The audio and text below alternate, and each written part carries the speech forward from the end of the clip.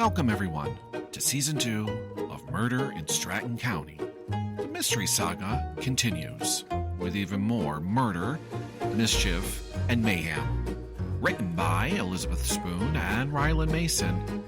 Narrated by me, Brian Shepard.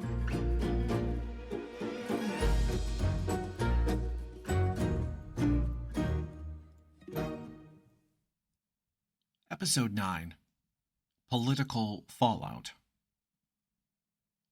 Everyone who was on Main Street this morning knew that something was going on as to the amount of black vehicles parked all over the place, and now the governor had come to Stratton. Mr. Green, looking down at his phone, noticed the text, alerting him that his boss was waiting just outside the door. "My apologies, Mayor Shepard. Governor Prescott is here and is waiting outside your office. May I let him in, as you may want to hear him out?" Ryan said as he motioned for Darby to open the door.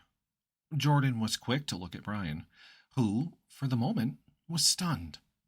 Someone who he never thought he'd see again, and blamed as part of this murder-for-hire stunt, was here, in his town.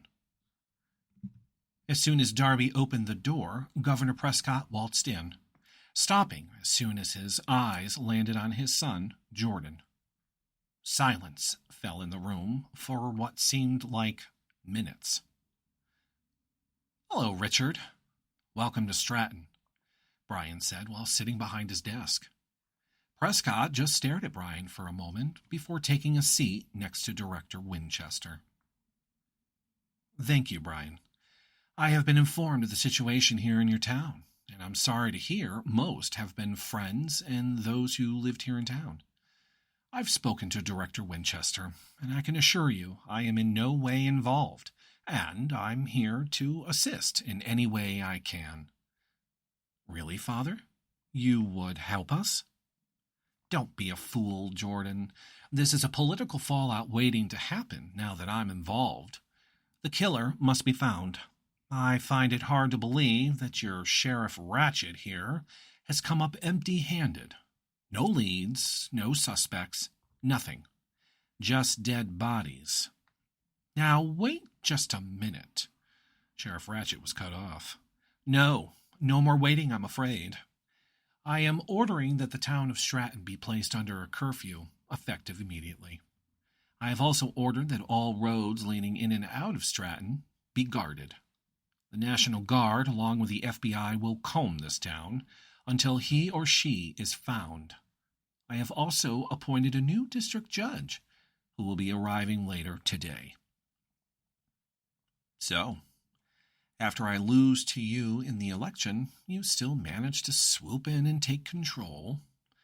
Fine, I will go along with this plan as I'm concerned for the well-being of my residents' safety, that and your son's, Brian said, as if he conceded, once again, to this horrible man.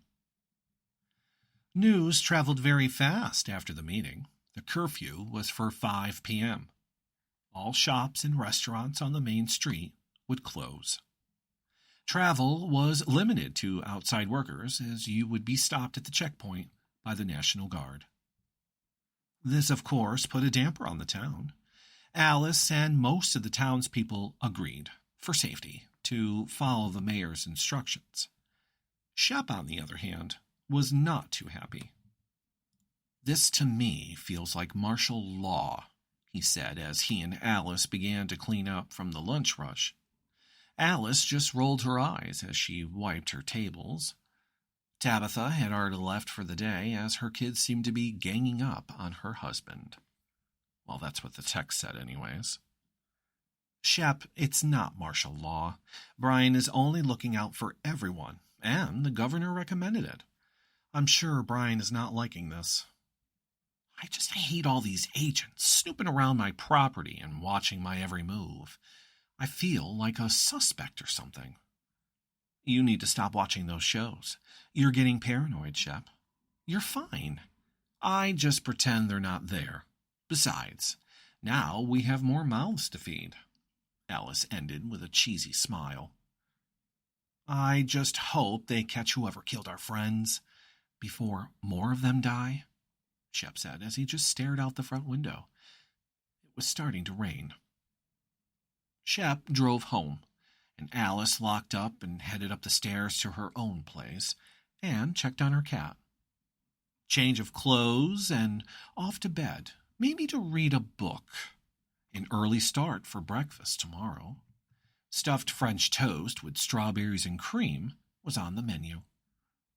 Now that the lightning and thunder had reached the town, it was perfect sleeping weather, Alice thought, as she cracked the window to get the warm breeze. Dugan recommended that town hall be reduced even more in hours now that the town will go into curfew. The mayor's office will be closed. However, you may still pay your taxes down at the clerk's office. It was decided that Brian work from home. This way, he did not have to travel back and forth. The town would remain operating in all key areas, so more time to refocus on his relationship and keeping his job. Wait, you're talking to me now? Jordan asked as he and Brian rode back to the mansion in Darby's cruiser. Well, I'm not mad at you, so I don't see why I can't talk to you. You know what happened, and I apologized 1,000,000 times over. Yes, and I accepted, with the condition you talk to me first before walking away. Yes, I remember, and I promise. What are you smiling for, Darby? Keep your eyes on the road, Brian said as his head snapped back to see Darby smiling away as he watched this conversation unfold through the rearview mirror. Sorry, sir. Don't be a Grinch, Mr. Mayor, Jordan said as he opened the door and got out, holding his hand out for Brian to take. For now, Jordan was to stay with Brian at the house. His father made sure that the house was protected with guardsmen everywhere. The house was being treated as if the President of the United States was staying in one of the guest bedrooms. After Darby said goodnight and drove away, Brian and Jordan were now looking at an older woman standing next to a guardsman. Oh yeah, the interview. Hello, you must be here for the housekeeping position. Walking over and holding out his hand. I'm Mayor Shepard, and this is Dr. Jordan Prescott. Jordan offered her a shake as well. Yes, sorry to be here on your doorstep, yet they told me I needed to stay in place now that there is a curfew. And I've always wanted to see the inside of your home, she said as they entered the foyer. Brian looked a little puzzled by that comment. Jordan noticed. I'm sorry, I don't believe I caught your name, Brian asked as they stepped into the library. Oh, I'm Patricia Wainwright. Prudence was my sister. Whoa. Hold up. Did she just say sister? She just said sister. Brian was thinking, as shock had him confused, and his jaw just pretty much down to the floor. Not even sure how to respond, he just looked at Jordan. I'm sorry for your loss, Miss Wainwright. However, Prudence never mentioned having a sister, Jordan said. Oh, I'm sure, as that was my great-aunt Linda's plan all along. I was raised by my aunt and only now learned of Prudence and what happened. Why would you want to work here? I don't understand, Brian asked while noticing Ryland's book was on top of the pile. Crap, I've been discovered, he thought. My aunt talked about how Prudence would talk about her job and the house she worked in. She never once complained or mentioned any issues, always would talk about how well she was treated and your kindness. I can tell you that she was very happy working here, and if it's all right with you, I would like to continue for her. Well, that made Brian feel wonderful. To be thought of that way made him happy. Absolutely, Brian said. With that settled, everyone home and where they needed to be, the investigation began, as FBI and the National Guard took base at the new lodge next to Brian's property. They would go in teams to scour the fields and woods for any clues. Businesses would be checked before opening and before they close. They would be on every corner, bus stop, doorway, and street. Director Winchester in charge. From the corner view of his house, Brian could look down onto the town. To him, it looked like Stratton had fallen to the enemy, and Prescott's troops would lock him in his tower forever. Governor Prescott, having already left, yet not before having a few choice words with his son. The conversation did not go as Jordan thought it would. The opposite, it would seem. According to his father, he has no ill will towards Jordan or Brian. He claimed he was happy to see his son achieve what he has and to have fallen in love. Just that Jordan also needs to keep in mind that most of this is political. His father may say one thing, yet still feel differently. His aide, Ryan Green, also stayed behind. Before he had to meet at town hall, Ryan did some research on the town and the properties.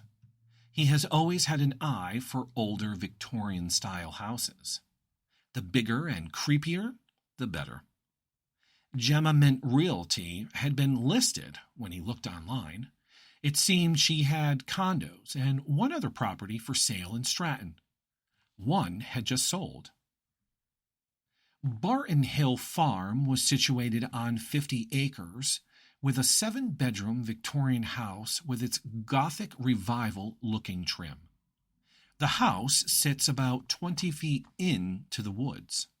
Half of the property is dense woods behind the house. The front half of the property was nothing but acres upon acres of sunflowers. The pictures he saw on her site did not do this place justice. Old for sure, and surprisingly still livable after being abandoned for 13 years after the last family member passed. It states on the listing that she did not die in the home. However, Ryan was sure that was a lie. He wanted to see it. No, he had to see it. Tomorrow, while on his lunch, he will meet with Gemma in the dining room, as they were staying at the inn. Duchess was glad about the company now that her sister Anita had left to get ready for her next cruise adventure. Mopsy, on the other hand, was not. Mopsy did not like Miss Mint. Mopsy made sure to let Gemma know by peeing on her shoes. Poor Mopsy ended up in the doghouse, yet Duchess could swear he looked as if though he didn't care, because all he did was nap. The new district court judge was unpacking in her new house, which was located on the corner of Walker and Main Street. Her neighbor happens to be bank president Kevin Walker. Yep, the old man named the street after himself. Kevin never lets people forget it, even though nobody cares.